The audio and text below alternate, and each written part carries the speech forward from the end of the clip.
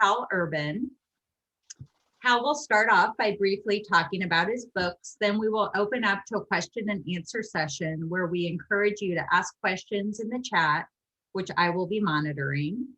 And first off, a little bit about Hal. Hal Urban has been writing about good news, positive words, and good character for more than 30 years. Even before the staggering losses of 2020, we were starving for good news. His main point is there's actually far more good news in the world than there is bad. It just needs more exposure. It has the power to uplift and enrich our lives. For 36 years, Hal was an award-winning teacher at San Carlos and Woodside High Schools and at his alma mater, USF, which he attended on a basketball scholarship. And starting the same year Father Paul was born, was that 1958? 58. Yeah. 58. And earned 3 degrees. He is USF through and through. He has not only attended the university, but his wife and 3 sons did as well. Hal continues to generously support USF in many ways as a donor, mentor, and volunteer. Hal has been speaking both nationally and internationally about good character and the impact good news has on us and how we can spread it since 1995. At the urging of his friends, former students, colleagues, readers, and people who have heard him speak, he has put his message into writing. After Hal discusses his book, like I mentioned, we'll open up the chat to questions you may have for Hal. We will also be raffling off 3 books to participants, thanks to development for donating those. So look for an email later today. You may be the winner. I also wanted to note that Hal is a very generous donor to USF. All the proceeds of this book are being donated to USF and 4 character education organizations. And now it is my pleasure to introduce Hal Urban.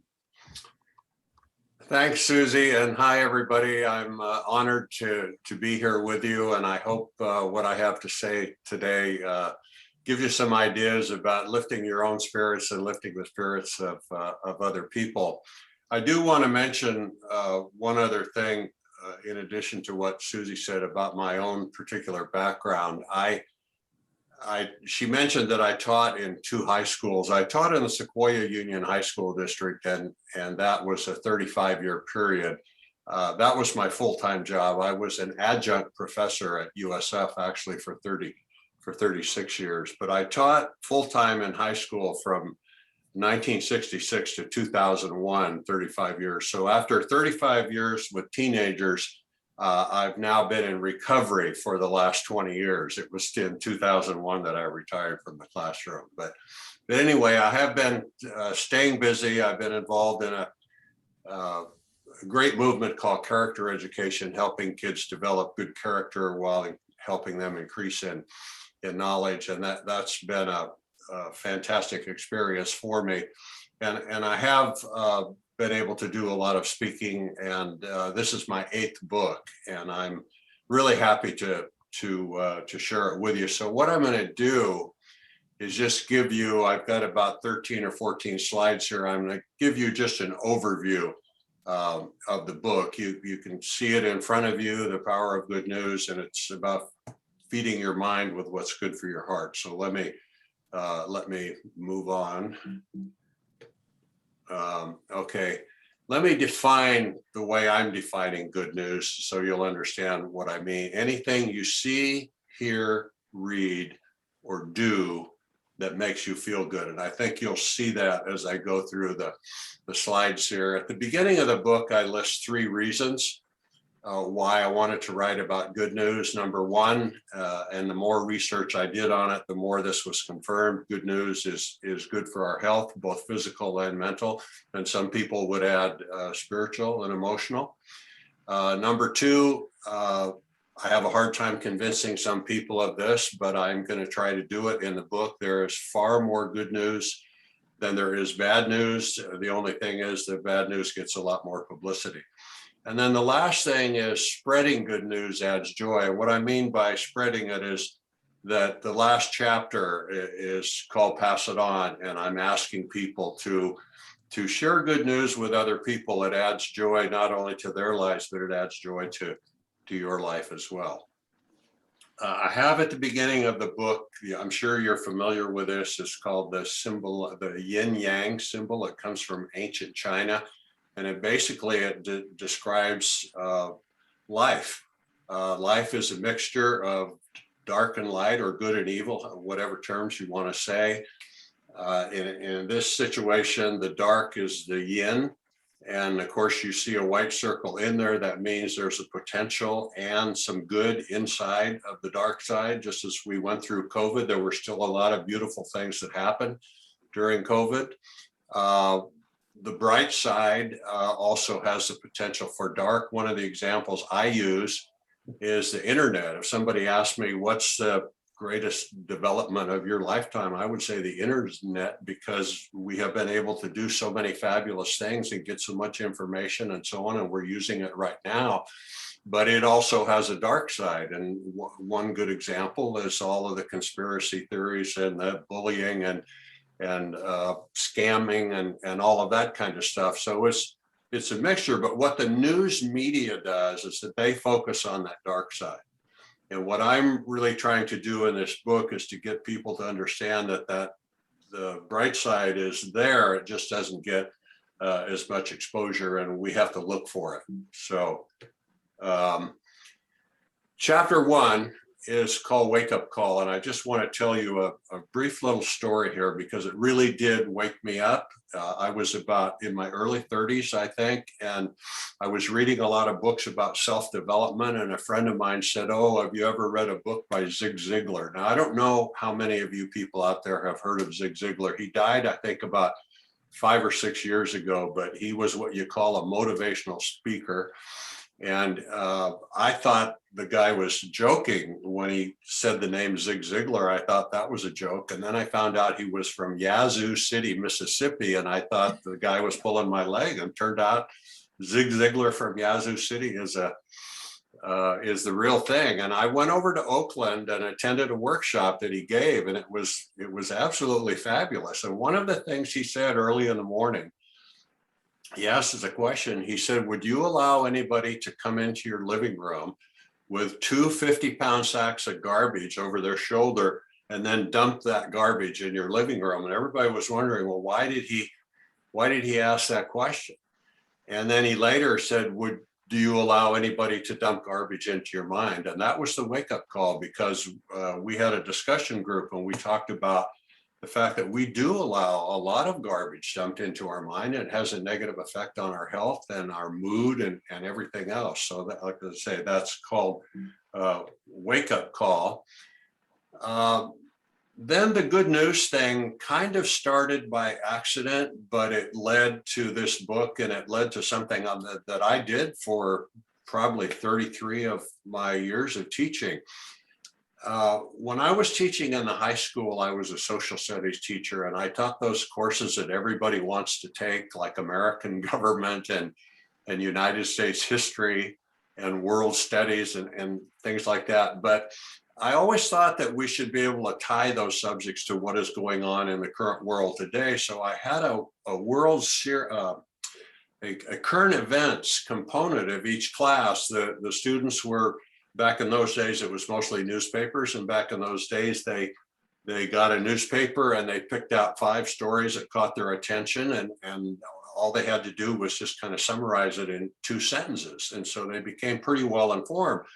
But one day in class, one of the kids said, you know, Mr. Urban, he said, for being such a positive guy, he says, you sure give a negative homework assignment. And I thought, whoa, me, negative? And I was kind of thrown off, you know, and I didn't want to have that reputation of giving a negative assignment every day.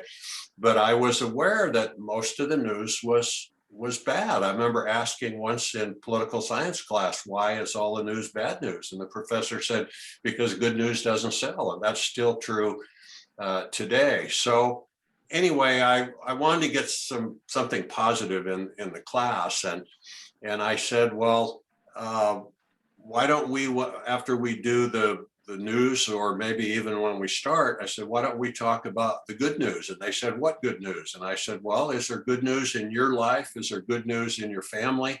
Is there good news at the school? Is there good news in our community? Let's share good things that are going on. And the kids really took to it. These were seniors in high school in that particular class, but it worked just as well with freshmen. And they really took to it, and they celebrated each other and their happiness. And I still remember the first time we ever did this. There was a girl that shared something very personal. Her parents had been separated for about 1.5 years, and they had just gotten back together. And she was so happy to share that with the class. And the class, you know, there were a couple tears, but they cheered for her, and everybody was happy, and they all got closer together. And I started doing that, and it really led to something really fantastic. And the kids always look forward to the beginning of class because we shared positive things. I was teaching at the same time, I was teaching adults at USF. I was in the College of Professional Studies, and all of my students were in their 30s, 40s, and some older. And I asked them one day, I said, let me tell you something I do with my high school kids. I said, if you think it's kind of corny or childish, I said, tell me. But if you think you want to give it a try here in our class, these are adults who had worked all day and were now attending a 3-hour class at night.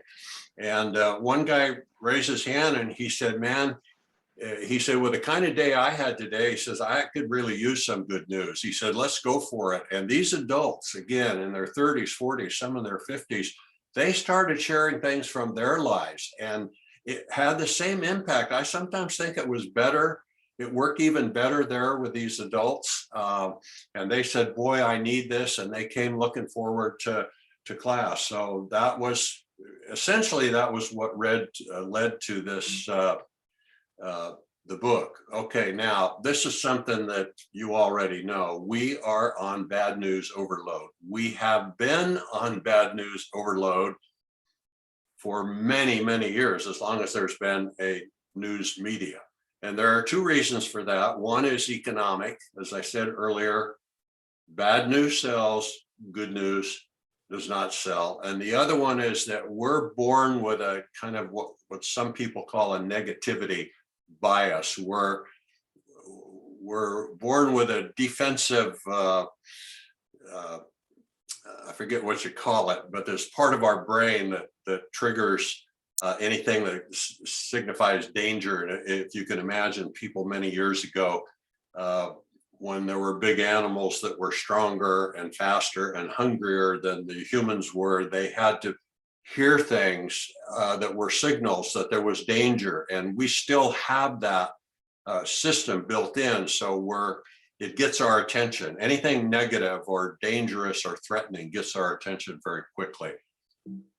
And then in chapter 4, that's where I try to make the point that there's more good news than there is bad news, and that the world is getting better all of the time. I want to share a book with you. I think, yeah, it's only one word, but it's in 3 lines there. It's called Factfulness. And it's written by this amazing man. His name is Hans Rosling. He was from Sweden.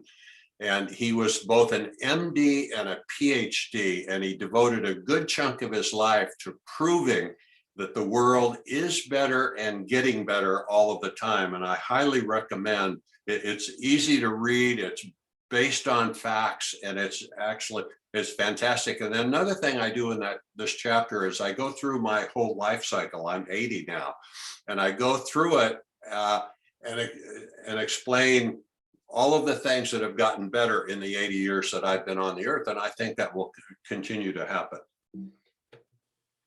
Okay, happy hormone research. You guys have, I'm assuming you've heard the term happy hormones before. I sometimes get them mixed up, but one of the side benefits of writing this book was that I ended up doing so many Google searches on neuroscience, and I had no idea it was going to lead to that. But we have these happy hormones in us. Let me, oh, wait a minute. I thought, Okay, here they are. I think you've probably seen these before. Serotonin, oxytocin, endorphins, and dopamine. And the real truth is they sound like drugs. But the interesting thing is, in a way, they are drugs. They're happy drugs, they're healthy drugs, and we produce them ourselves in our own bodies based on our experiences. If we're having happy experiences, we do exercise or whatever, we can produce these own good feelings without going out and spending on illegal drugs or anything like that. So I'm really big on the happy hormones, and that chapter explains a little bit about it. Chapter 6 is called Looking for the Good. I remember Zig Ziglar on that day, another term he left that stuck in my head forever. He says, be a good finder. He said, if you look for the good, you'll find it. And we have to look for the good more than look for the bad, because the bad news will bombard us anyway. And as it says there in the subtitle of that chapter, it may require an attitude adjustment. I want to very briefly tell you a story about one of the people that had the most influence on my life. And he was a fellow student at USF. This is way back in the year, probably 1959, 1960. He was 1 year behind me. He lived in, it's Burl Toller Hall now, but it was Phelan Hall then. That was the only dorm on campus. And he lived on the same floor I did. And Bruce was paralyzed because of polio. He was in a wheelchair. He could not move his arms. He could only move he sat in a wheelchair with a desktop in the front there, and he could move his fingers and his hands, but he couldn't lift his arms, and he couldn't move his legs. He could move his head a little, and his brain worked fine. But he was the most positive guy I ever met in my life, and he was always upbeat and everything. And I asked him one day, I said, Bruce, how can you be so positive all the time? And he said, Hal, it's a choice. He said, remember the Jesuits taught us that we have a free will. And I did remember that. And he said, but I've learned that attitude is the control center of my life. He said, I can't control the fact that I can't move my arms and legs, but there's a lot of things in my life that I can control. And he said, that starts with my attitude. And he said, I wake up every morning and two words pop in my head. Number one, thankfulness. And number two, opportunity. And he said, I'm thankful for what I do have, and I'm thankful for all the opportunities I had that day to make it a good life. And I just, a conversation that he and I had privately in the green and gold room that we called it in those days, is a conversation I'll never forget. Attitude is a control center of life. Okay, the chapter 7 is Count Your Blessing. And I had my own belief that people who are thankful find more good than people that don't. But that was, again, just my own belief. And then when I started researching that, a lot of people in positive psychology, which started at the University of Pennsylvania many years ago, they verify absolutely that the more thankful you are, the more good you're going to find. And I have a quote in there from my mother. My mom, Ruth, lived from 1913 to 2009. And the greatest thing she ever taught me was to be thankful. And it has really influenced my life a lot. I quoted her. She said, the happiest people in the world aren't the people who have the most things. The happiest people who are the ones who are most thankful for what they do have. And boy, there's a huge difference there. And I will forever be thankful to my mom for that. Chapter 8 is about friendships. As a matter of fact, if you get the book, you will see that this book is dedicated to 21 people. That's kind of an unusual number of people to dedicate to, but these are people that I made friends with at USF 60 some years ago, 1958, 59, 60, around in there. And they're mostly my fraternity brothers, but there's two women in there that were nurses at USF at that time. They were the only women we had on campus at that time, and they married fraternity brothers of mine. But again, that was what I had, just kind of a personal belief. Good friends make us healthier.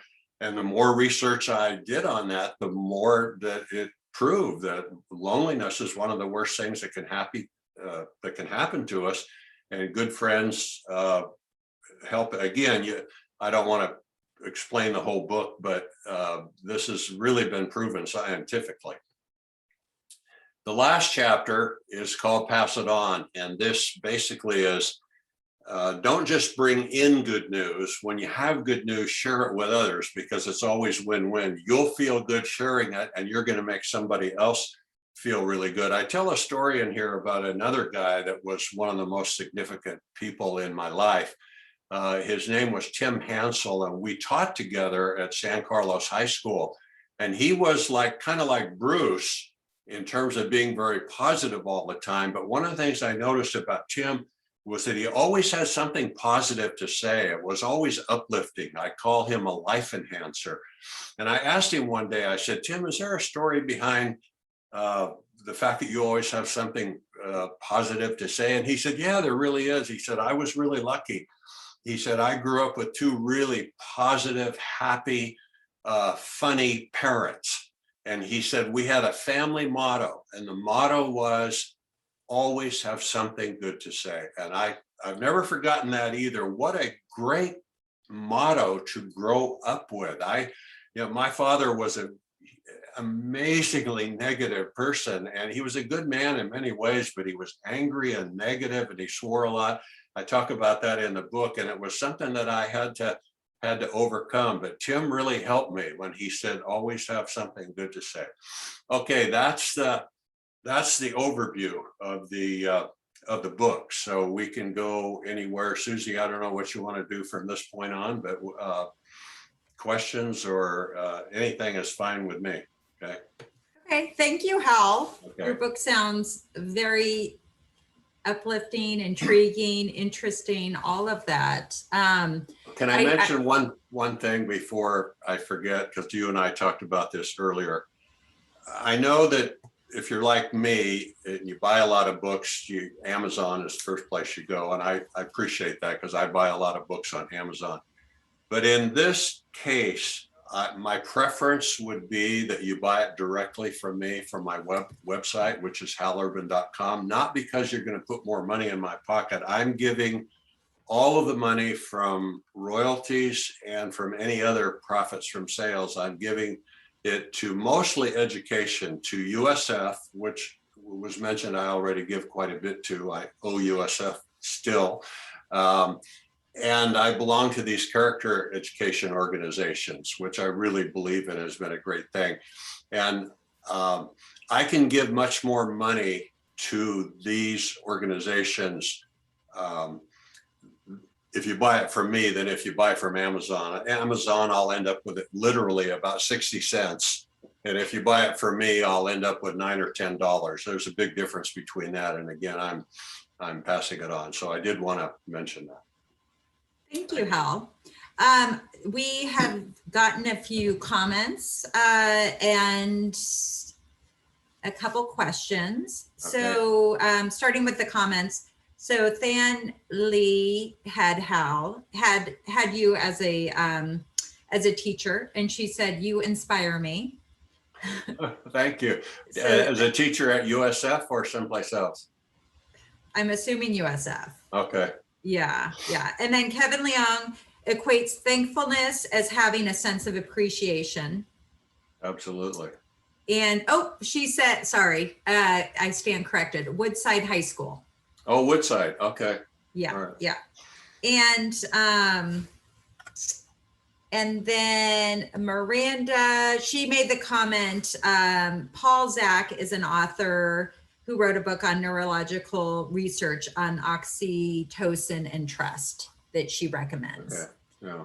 Yeah. So let's see. So we have a question, really beautiful talk from Hal. My question, what do you have to say about grief and grieving?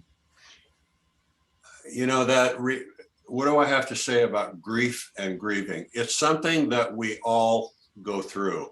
I remember one time when I was teaching seniors a class in developmental psychology. This is in seniors in high school. And I was telling them about attitude, and I was telling them about Bruce and about how attitude is a choice. And the kids didn't, some of them didn't quite grasp it, because one kid said, well, what am I supposed to do when my best friend gets killed or my mother dies? I'm supposed to be happy about it. And I said, no, that's not at all what I'm saying. I'm not saying you should be happy all the time. None of us can be happy all the time. I said, but we go through a natural grieving process. It's kind of hard to escape that, or we shouldn't want to escape it. That's just part of a process when we suffer a loss. But our attitude is, how are we going to deal with it in a healthy, effective way? And like I said to the kid at that time, let's say your best friend is killed, and it's an awful thing to talk about, but you're going to grieve. But then you have to ask yourself at some point, as you start to heal, what's the best tribute I can ever give to my best friend? What's something that I can take from him that'll be part of me for the rest of my life? And it said, and I said, it's really your choice of an attitude. You can pay tribute to that friend, or you can feel sorry for yourself for too long. So grieving is part of life. I've had a lot of grieving periods in my life. I hope that answers the question. Thank you. And from Jamie Burke, thank you so much, Hal. I have learned so much from you today. And question for you, what do you recommend for how to stay away from clickbait on the internet? Sometimes I'm going about my day and focused on the task at hand, and something negative comes up on the screen that makes me want to click. Well, I guess it depends on what it is. I know that those of us who are on the internet a lot, and I spend a lot of time on the internet, is that I just have to tell myself that I'm not going to get sucked into something negative that's going to make me feel bad. If it's a news item and I want to know more about it, I'll pursue it a little bit. But otherwise, these people that operate the internet, especially the advertising people, they know how to get your attention and pull you in. And I think we just have to set some boundaries for ourselves. And if it's too good to be true, it usually is. Not always. And here is a question. My daughter is an incoming freshman as psych major at USF. Will you be teaching in any aspect? Oh, no, I haven't taught at USF since 2001. At that point, I was starting to do a lot of speaking all over the place, and I was also writing books. And I thought I was going to teach at USF forever, but I realized I just couldn't do that and write books and do a lot of speaking. So I would be happy to do a guest appearance or a talk or something like that. But I think I've paid my dues on regular everyday teaching. And from Anna Harper, great presentation and topic, Hal, thank you. Fully believe in the power of good news. Any advice on how to share if the news is about ourselves or close family? There is the fear that we may come across as bragging. Yeah, I think that's always a risk. I always tell people, because we even did that when we shared things when I started with my high school kids, and then I did with my USF adults.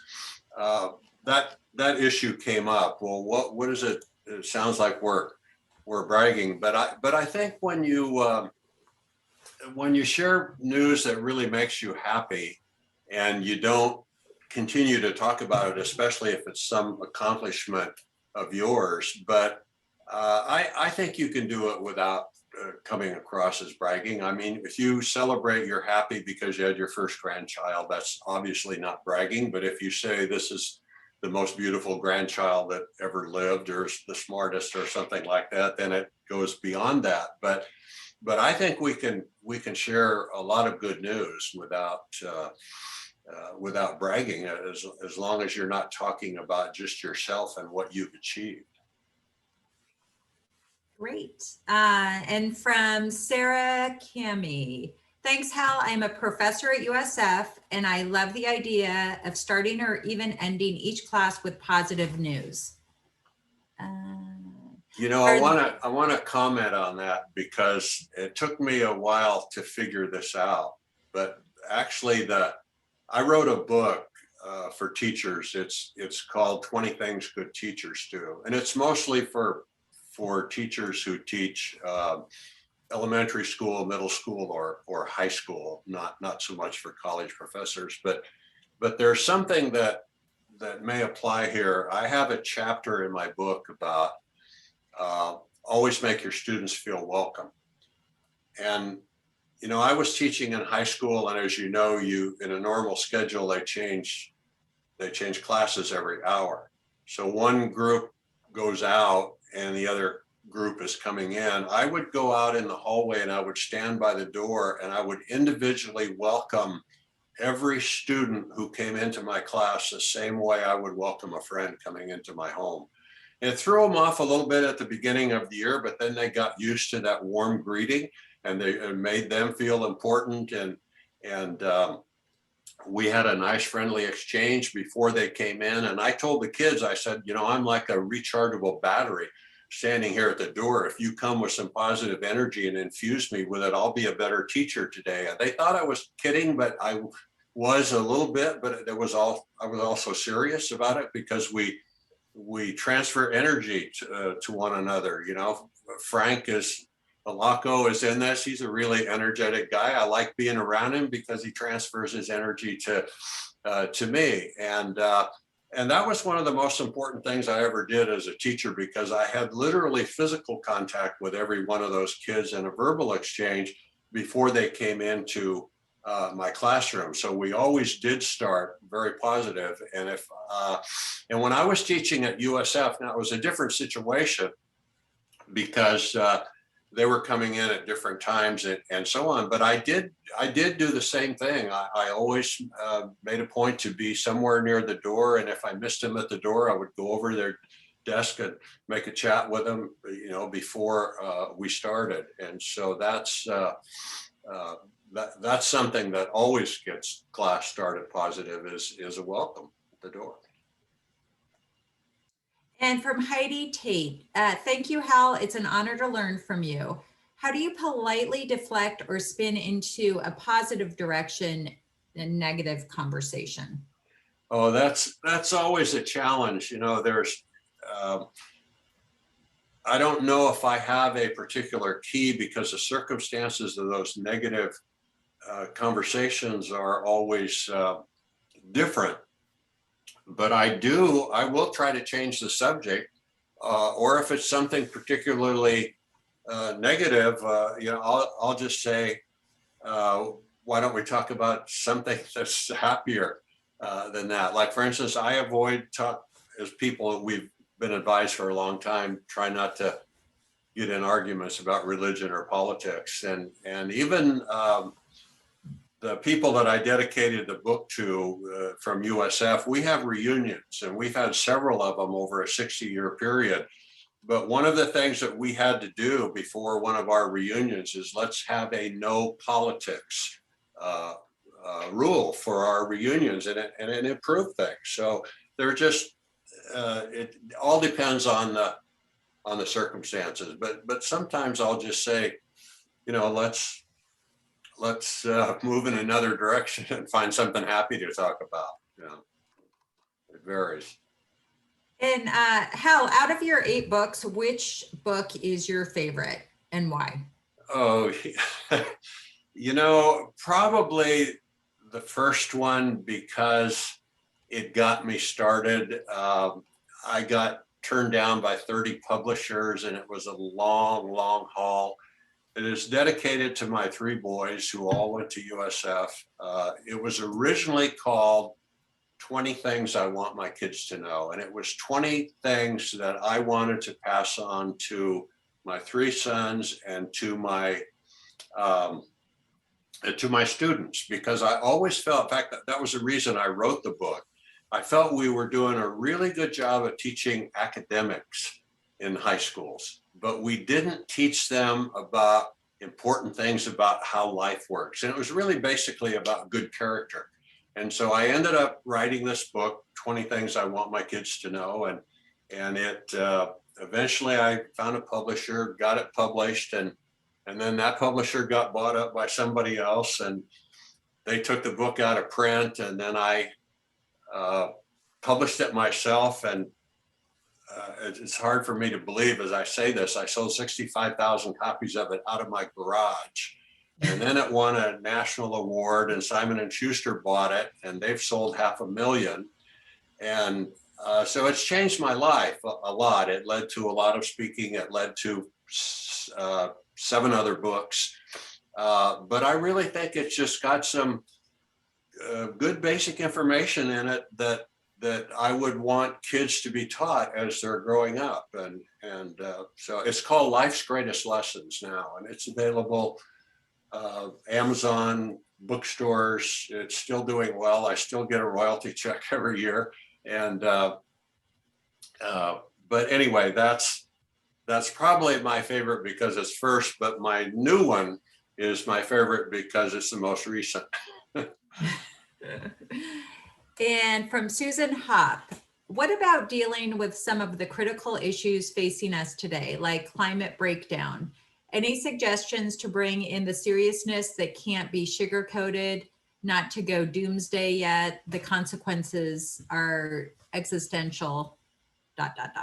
Yeah, I never, and one of the things I say in the beginning of the book is that I'm not telling people to avoid the bad news or ignore it, or act like it doesn't exist. It does, and we need to be well informed. And things like the climate, we need to do everything we can to contribute to cleaning up our climate and those types of things. But sometimes I get accused of being a Pollyanna, that I think everything is wonderful and I ignore the negative side of life. I don't at all. I'm very realistic.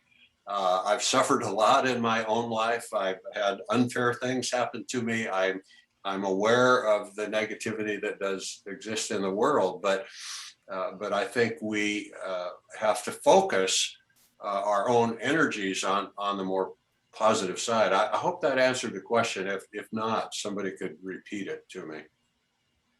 Okay. And a question from Frank Alaco. How do you stay positive in relationships that have been polarized in the current divisive climate? Politically, primarily. Yeah, I have a number of friends, including some of my fraternity brothers, that I dedicated this book to, that are, let me put it this way, a little bit farther to the right than I am. And we just have agreements that we don't talk about politics, or if we do, that we listen and respond and so on. 2 of my best friends are both married USF people, and they're among the 2 that the book is dedicated to. They belong to a different political party than I do, but we respect each other's beliefs, and we don't argue. We just try to understand each other. But essentially, we don't talk a lot about those things that separate us. We talk about the things that connect us, like our USF experience and the fact that we've been good friends for 67 years. Thank you. And I noticed when I was Googling you that you have many quotes, which I love quotes. For example, being thankful and saying thanks are 2 habits of people who have discovered what it means to succeed in life. And kind words cost little, but accomplish much. So those are a couple of them. Is there a favorite quote that you have? I do have a favorite quote, and it just happens to be right here in front of me. I never want to forget this. It's you see this, it's a little thing it's a card. And it's a quote from Horace Mann. Horace Mann was the father of public education. And I won't read the whole quote. I'll just read the last sentence of the quote. And it's in the book also. We do ourselves the most good doing something for others. I think we grow up in a capitalist society, and we're taught kind of subconsciously, what can I get? What can I get? What can I get? But the real key, I think, to a happy life is helping other people. It's always win-win. It always makes you feel really good. And it took me a while to, to understand that. But I remember one of the things that Zig Ziglar said too, he says, you can get everything you want in life if you help other people get what they want. And it's, like I say, it's always win-win. And I don't want to sit here and give you a bunch of stories. It sounds like I'm bragging about what I do for other people, but teaching itself it's a service profession, and you're trying to help other people in their lives. And that was what was so rewarding about it. And even writing, I think I mentioned in the introduction to this book that writing is an extension of my teaching. I always feel like I'm a teacher when I'm writing a book. But anyway, back to quotes. Every book I have has a lot of quotes in them. I think this one has more than 100. And I like the way my publisher displayed the quotes. If you've seen the book, they put them in little, what do you call those, bubbles like you see in cartoons or something like that. They put all the quotes in those. It looks pretty clever. Here's a logistics question. Mm-hmm. How come I can't have more than 2 items in my cart? That's really interesting, because that's on my to-do list today. I get that question. A friend of mine wanted to buy a whole bunch of books, and he said, I can't put 2 more in my cart. And I've got that on my to-do list right here in front of me to talk to my webmaster today to find out how we can change that. Because one of the things I can do with people, like there's a guy up in Washington that has already bought 40 copies of the book. And the way I did that with him is I just sent him an invoice, and then he pays through PayPal, and then I ship him the books. But I'm working on that problem. I don't know the exact answer to it, but we're going to see if we can fix it. So stay tuned. Sounds like it's going to be fixed eventually. I hope so, yeah. Any wise words for an incoming freshman to USF from out of state to stay positive in this exciting transition? Well, one of the most important things, I think, is to be around people that lift you up, to be around positive people. That's when people ask me about my USF experience, if I listed all of the good things about it, the friendships that I made, the lasting friendships, would be one of the single most important things. In addition to the fact that because I became a teacher, my professors at USF were very caring and very positive people themselves. And so being around those kind of professors, and then being with guys, that it was all guys, as I say, at that time, that were positive. And I think, again, it goes back to chapter, it's the last 2 chapters in the book. Chapter 8 is on friendship, and chapter 9 is on passing it on. And I really think that's key. So this is a very important question. How do you, or do you autograph your books or personalize them? Yeah, whoever buys them directly from me, I bought 1,000 of them. And so I've got some money invested. But I tell people, I said, if you buy from Amazon, you're going to get a book. If you buy from me, you will get a personalized, autograph, dated book with a cool bookmark. And your money, about $10 of it, all my profit will go to the USF and other educational organizations. So Hal, if someone wants it personalized, is there a way that they can, how can they convey the message that they just send me an email and tell me that they want the book personalized, because I sent out, well, the guy up in Washington that has bought 40, he's bought 20 twice, but he gave me the names, and I personalized all 40 of those and signed them and sent them to him. So I do that for anybody who requests it. Okay, so they should send you an email versus ordering it on your website? Well, I mean, they order the book on the website, but if they would, but if they send me an email and say, here's a list of names of the people I like you to personalize them to, that's what I'll do. And then I just print it out and I sit down and sign the books and personalize them to these people. Okay, great. We'll put Hal's email in the chat in a moment. Okay, yeah. If they can remember my name, they can remember my email. It's halurban@halurban.com. Okay. Urban.com.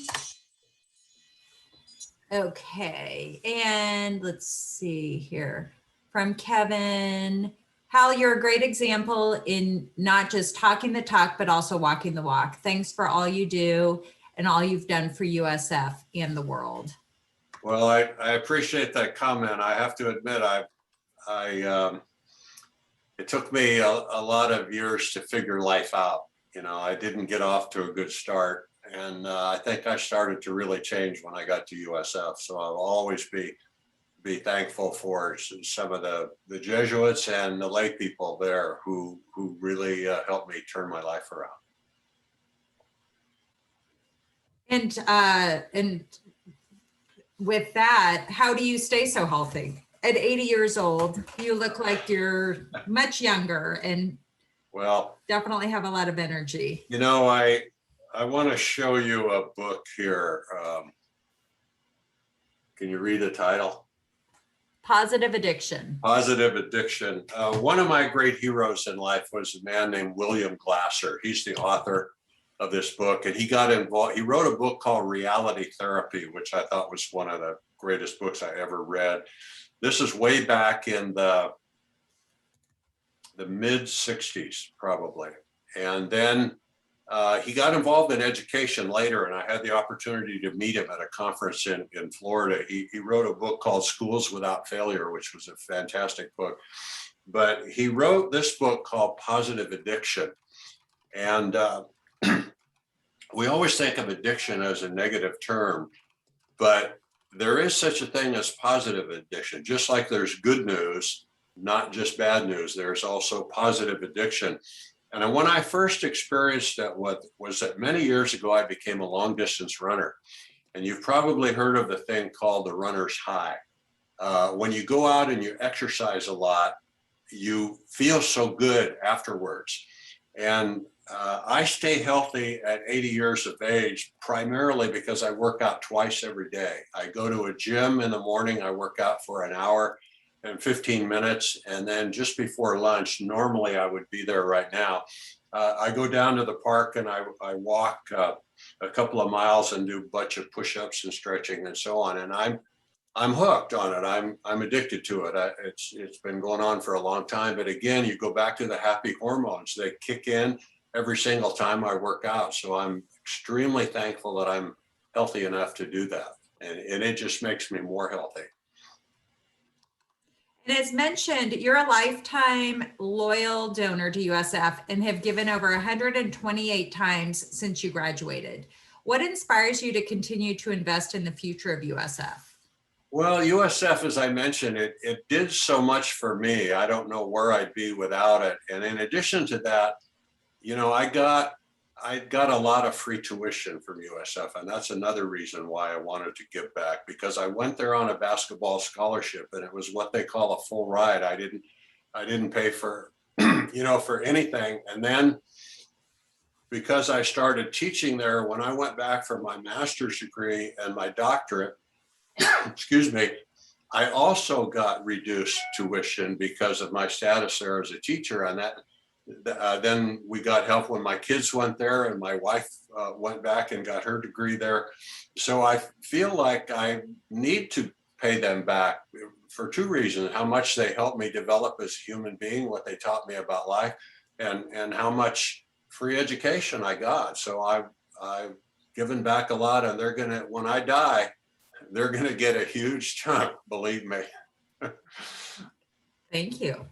Thank you for that. All right. Well, we're almost at the top of the hour. Are there any other questions? Any other questions for Hal? We appreciate you donating your time today. Oh, I'm as happy to do well. it. Like I say, USF asked me to do anything. The answer would probably be yes. Yeah, it's been a pleasure working with you and Louise as well. I know you work very closely with Louise. Yeah, Louise is awesome. She and Frank are what I call good news friends. Every time I see their face, oh, and Kevin too is here. They're all good news friends. That's what that chapter is about. It says good friends, good news, and I really appreciate friendship. Oh, well, thank you for that. And this has been recorded, so I'll be posting it on the HR site as well for those who either want to watch it again or share it with others. Okay. Share the good news. All right. Thanks, Susie. I really appreciate all your help in putting this together. Oh, it's Kevin been is great. waving. Hi, Kevin. All your fans. Yeah. Yeah, lots of in the chat. I'm so glad I attended. Love it. All great, positive stuff to send us through the day and the rest of the week. Good. I hope so. And I hope the book will be something that people revisit and so on. I know the best books of my life, I go back and revisit them a lot because they always have that same positive influence on me and they reinforce what they taught me before. Well, and again, we'll be raffling off 3. So if you've attended today, I'll be emailing you later today, compliments of development. So thank you, Louise and Kevin. You're welcome. Thank you, Susie. And thank you so much, Hal. Glad to be with you, all of you. All right. Thank you. Have a great day, everyone. All right. Bye-bye. Bye-bye.